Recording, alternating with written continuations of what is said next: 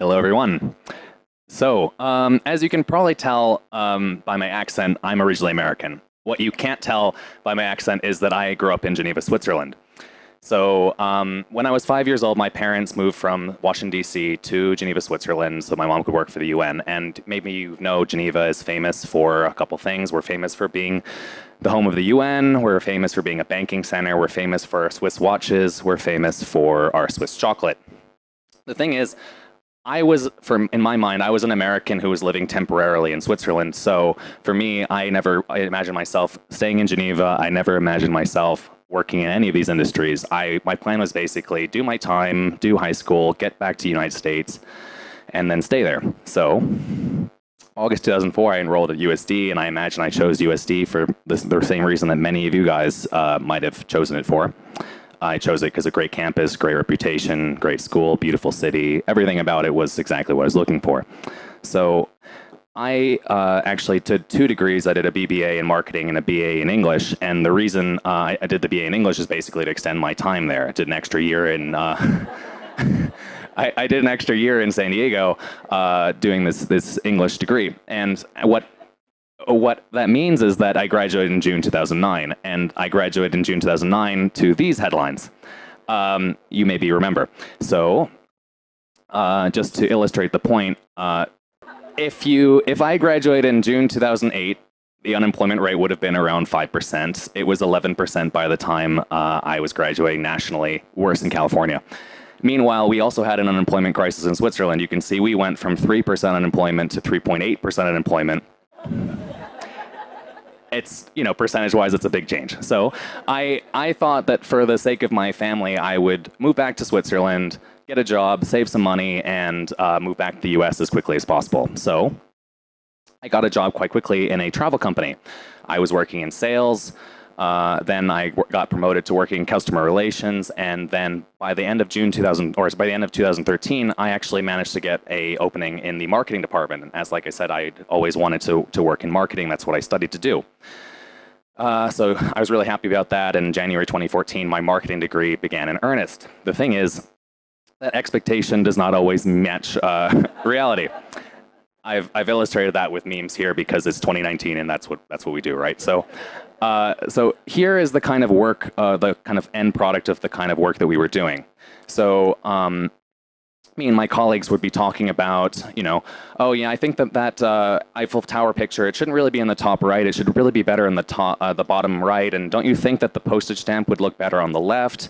Why isn't the client's name, shouldn't be centered? Wouldn't it be better that way?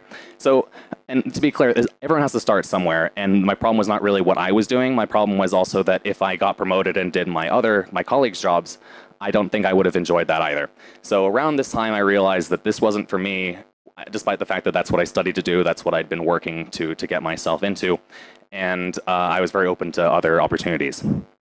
So around this time, I was talking to one of my friends, and he had recently started working at a bank, in this case, JP Morgan. And he said, Oliver, you're not happy. I think that you'd be a great fit at JP Morgan. Have you ever considered working there? I said, first of all, no, I never considered it. Secondly, my whole life had been kind of derailed by the actions of global banks and the financial crisis, so I was a bit resentful towards the finance industry. But I wasn't happy, and I thought I'd get maybe paid a little bit better, and so I thought, okay, I'll apply. And I talked to a series of people. I interviewed with 6 or 7 people, and I was really impressed by all of them. And so I said, okay, I'll give it a shot. I'll give finance a shot. And surprise, surprise, my expectations were blown away. I love it, everything about it. And by the way, I looked for some memes that would illustrate positive expectations being surpassed, but you can't find any because the internet's a very negative place. So the first of the lessons that I wanted to share with you guys is that your daily life is more important than your elevator speech, by which I mean the things that you do on an hourly basis and a daily basis are more important than the way that you can summarize what you do for a living. Because if you asked me in 2014, what do you do? I'd say, oh, I work in marketing for a travel company. That sounds cool. My 21-year-old self would have loved that. If you asked me in 2017, what do? I said, well, I work in quality assurance testing on regulatory requirements for a bank. So first of all, I don't think my 21-year-old self would understand what that means. But secondly, that sounds really boring. But on an hourly basis, on a daily basis, that was really exactly much more suited to my skills and my preferences, and I found it a lot more interesting. So I think that if you can leverage, if you can really find something that you enjoy doing, you will kind of on a regular basis enjoy the work more. You'll apply yourself more. You'll be more successful, and it will end in a virtuous cycle. The second thing is that your hobbies and interests will change, but your innate character and strengths probably won't. By this, what I mean is that when I was growing up, I was really into video games. I was into technology, computers, that kind of stuff. But by the time I was in college, I wasn't really into that stuff anymore. I was into, sports and soccer and all that kind of stuff. And so if I had thrown myself into technology as a degree or as an industry, I would have that flame would have died. And now I could do the same thing. I could throw myself into sports, but who knows what I'll be interested in a couple of years from now. So I thought that keeping hobbies as hobbies, that's a good idea. Whereas my friend who I was talking to about my career, he was saying, well, Oliver, you have great attention to detail. You don't mind confrontation. You're good at organizing. You're good at this, that, and the other.